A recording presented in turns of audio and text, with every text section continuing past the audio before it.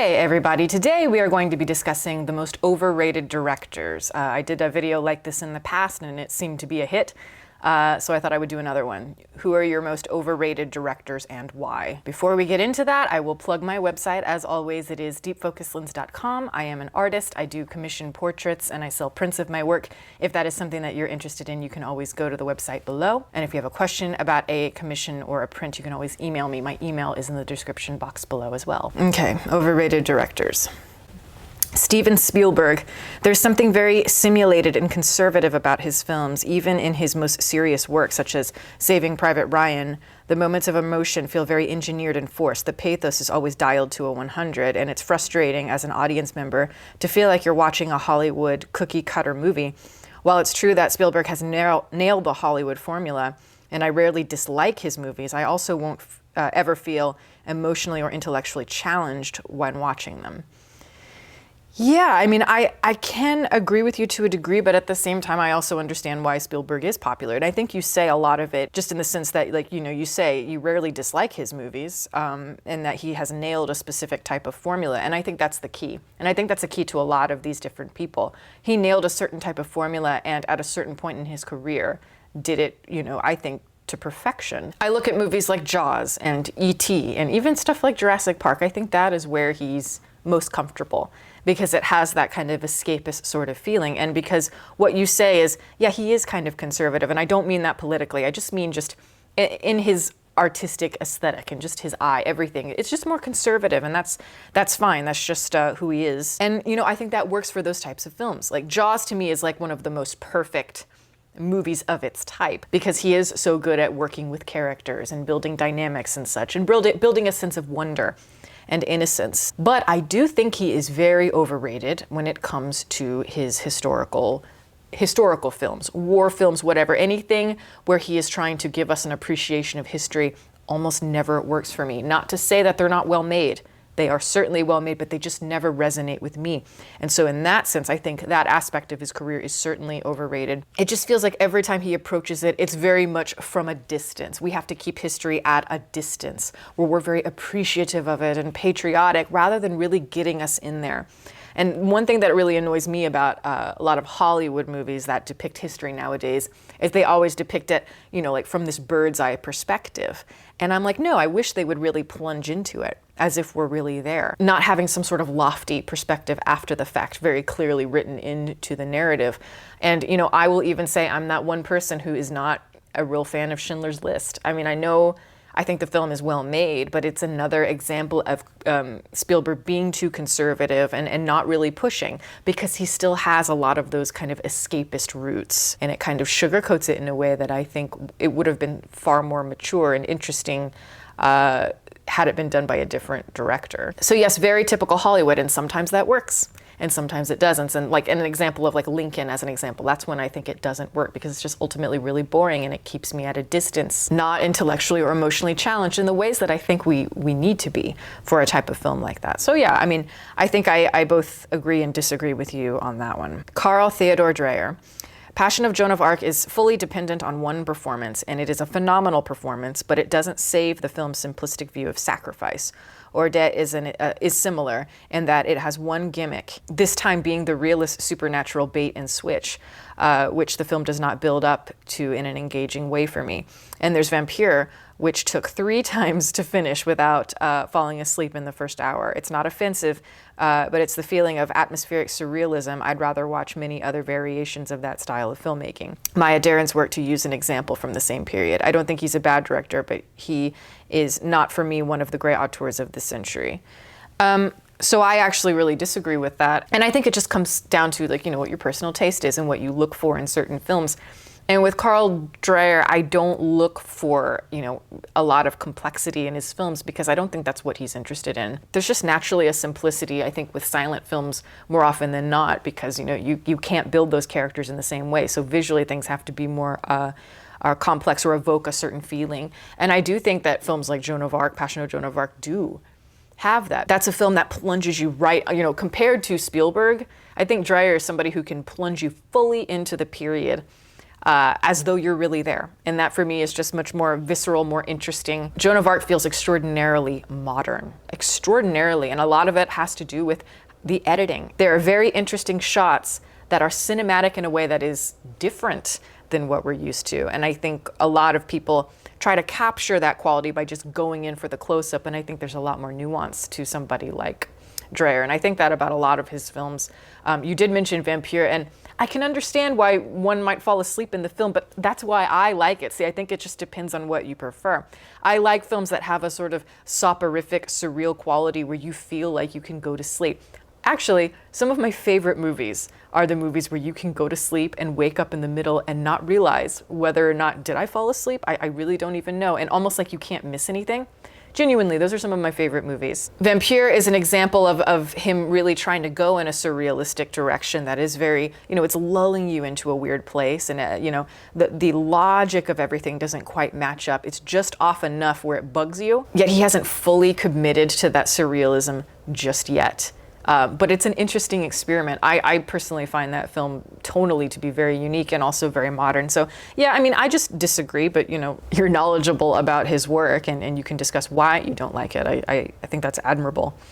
Denis Villeneuve, you know exactly what to expect with one of his films. It will be beautiful, clinical, and minimalistic, but will lack any warmth and emotional richness that gets me invested into the characters. Every script he brings to life has roughly the same themes, all evoke a kind of fish out of water experience that are dependent upon trauma and discomfort.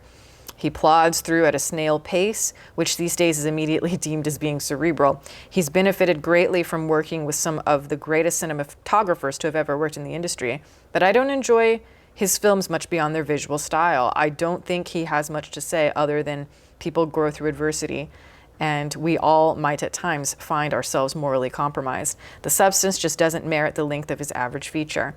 He's also become the go-to guy, along with Nolan, to direct or adapt anything that anyone on the internet wants. Ooh. I like Denis Villeneuve, and I do get excited anytime he makes a film, just because I get excited when, there's a director who has a sense of taste and has a good sense of visual composition. We don't have many of those these days, especially ones that are able to take on such ambitious works. So in that sense, I appreciate him very much. I'm very glad that we have him. But I do agree with a lot of what you're saying here. I think that beautiful, clinical, minimalistic quality to his work is excellent at times. Really, I think he has mastered it in a way that it really brings you in. He's certainly very inspired by people like Tarkovsky and Stanley Kubrick, though I don't think he quite understands the meaning behind what kind of lulls you into this sort of meditative place that somebody like Tarkovsky can. And I don't think he quite understands the coldness and how to look at things from a different perspective in the way that Kubrick does. So I think those directors are far greater. But I do think that, in a mainstream sense, I think Villeneuve has found a really nice balance. But yes, I do think a lot of his films are kind of not as cerebral as people think they are, and they're kind of emotionally thin as well. Arrival is a film, actually, that I think is saved due to the direction of it. I think his direction is what saves it. The film itself and the writing I find to be quite weak. I thought Blade Runner 2049 was wonderful. I didn't think it was as good as the original Blade Runner, and I talked a lot about that in the original review, but I think that he really, grasped something. It was one of the few times somebody really understood, the material the original material that they're working off of. So utmost respect to him for that. But then I look at something like Dune, and I've talked about this a lot. I talked about it in my previous video, and I reviewed it. There's something to that minimalism and that coldness. When taken too far, I feel like it's losing something. It's lacking a sense of wildness and creativity and a boldness. I think almost he's too safe in that film, lacking in what is so imaginative about these great epics of the past that he's clearly wanting to mimic. But what you're saying here about him being the one to adapt anything the internet wants, I don't know if that's necessarily true. But, I don't necessarily have a problem with that. Again, we don't have that many great auteurs that people appreciate in the ways that they used to. So I'm okay with it being Denis Villeneuve. I do agree with you, though. I don't think he is some great genius. Harmony Korine is the cinematic equivalent of dropping a turd in a mason jar and selling it to art aficionados for $10,000. That's great. And I think it's really interesting. People either look at Harmony Korine as that, or they don't. And I'm one of the people that looks at it totally differently. And I actually disagree here. I don't think it's the equivalent of dropping a turd in a mason jar, because I think he would do a lot of interesting things to that turd before he puts it in that mason jar. And he's putting it in that mason jar very consciously. I really think Harmony Korine is one of those people that I appreciate just because he doesn't give a shit. You know, he's not trying to be some great artist in the way that I think a lot of people think that he is. I think he's just very interested in the subversive. He's interested in the surreal. He's interested in the way that we, how do I say it? The way that we take in information as far as like the movie-going experience, and not necessarily in the structure of it. So it's like, he once said, you know, when he goes to a movie, he only remembers certain key scenes. The rest can be kind of a blur. And so he makes a movie that's like that. It's a very kind of distorted, strange, kind of zeitgeist experience. All the weird kind of gutter poetry. And yeah, I mean, I know people think that he is quite pretentious. Maybe he is, but I don't know. It just doesn't bother me. I find his vigor and his excitement for what he's doing to be very interesting. And I'm more willing to go on board with somebody that's real creative, just trying things for fun, in a very naive sense, the way he is, compared to somebody who's trying to make some sort of lofty point of view on something. So in a way, I think he's less pretentious. I think he's very, you know, as I said, conscious of the mason jar phenomenon and the way you can easily sell things like that to people. So he's kind of changing your perspective on it. He's the kind of guy you either hate or love, and I think I kind of love him personally. Jordan Peele. I was kind of shocked how bad Get Out was, considering the hype. Wow. There were definitely some interesting ideas in it, and I could definitely see potential in there for a good film, but ultimately it felt half-baked. Nominated for Best Picture, Best Director, and won the Best Screenplay. Am I crazy? I mean, a lot of that just had to do with the politics. You know, like Hollywood's very political, and Get Out came at the right time. So it's like, let's nominate it for everything and let's give Jordan Peele everything. It is a political statement. That said, I do think Get Out, and I've said this many times, I think Get Out is a really well done movie in terms of the script. It's almost perfect. Really, I can see almost no flaws in it. Everything is paid off, and you know how refreshing that is in a time where you just don't see a lot of good writing, or movies that feel complete in the ways that they used to in the old days. So I applauded Jordan Peele for that. But I do think, I mean, like, I don't think it's a bad film. I just think that, yeah, what you're saying, half-baked, I just don't think he fully quite committed to a style yet. Obviously, he's very interested in pairing the humor and that fine line between humor and horror. And you can see that here in a sort of almost like, you know, it's got a satirical sort of vibe to it, but he's not fully committed. He's not fully creating an aesthetic. And that was honestly what I felt was lacking about the film. Yet he does all of that in his second feature, which was Us. Is that the name of the film? I think it was. But yeah, like aesthetically, that was very interesting. And I found the humor and the mix of the aesthetic and the horror to be really interesting. Yet it was the story there. It was literally the opposite. It was the story that kind of crumbles, like that falters, and you can't quite have a satisfying payoff with it. So I think it's like he had a really strong core in the first film, but everything else left something to be desired. Then his second film, all the stuff surrounding it was fantastic, all that I wanted, and the middle, the center was weak. But, you know, he's only made 2 films. So I don't want to write him off yet as, you know, overrated or anything like that. I think it was just a situation. He came at the right time, at a time when, you know, you could really kind of politically sell his work in a certain way and sell his career in a certain way. And we'll just see where it goes. I'm very excited to see where he goes. Unfortunately, the way the media has built him up, it's almost like they're setting him up to be overrated. But, you know, I'll make that decision for myself, you know, when I see his third film. Ridley Scott is wickedly overrated, and it hurts to say that, given that Alien and Blade Runner I consider masterpieces, but almost everything else the man has directed is aggressively average.